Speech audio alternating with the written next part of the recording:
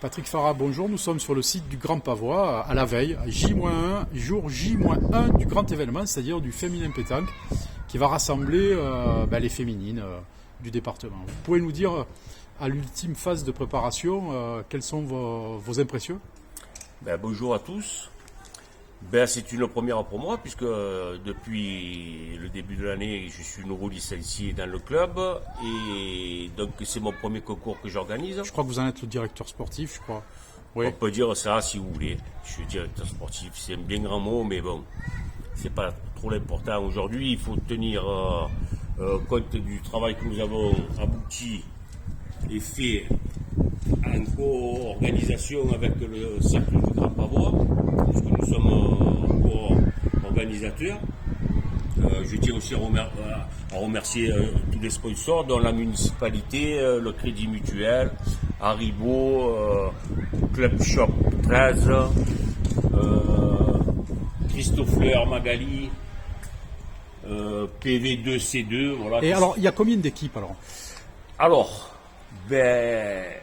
on est un peu stupéfait. Hein. Il faut croire que chez nous, les filles, elles se sentent bien. Hein, puisqu'il y a 15 jours pour le mix, nous avons fait 80 équipes.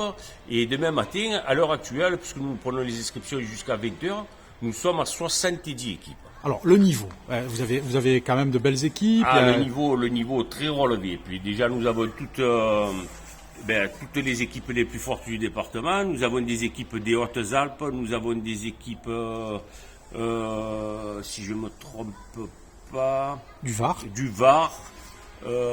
du Gard, du Vaucluse aussi, il me semble. Du Vaucluse, un peu de partout. Bon.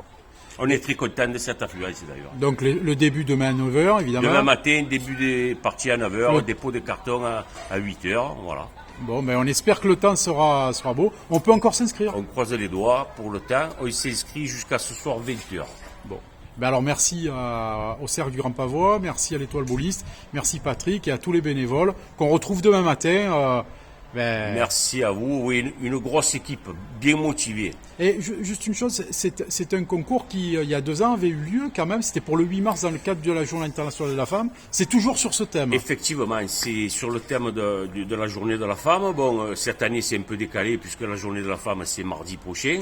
À l'occasion, il faut savoir que la ville de Septembre organise une conférence après une diffusion d'un film avec quelques sportifs de haut niveau qui prennent part à cette conférence. Et puis je vois sur l'affiche que nous sommes avec toi Ukraine. Ça veut dire que demain il y aura une possibilité de venir verser des dons qui seront reversés à la fédération ukrainienne par l'intermédiaire de nos instances internationales.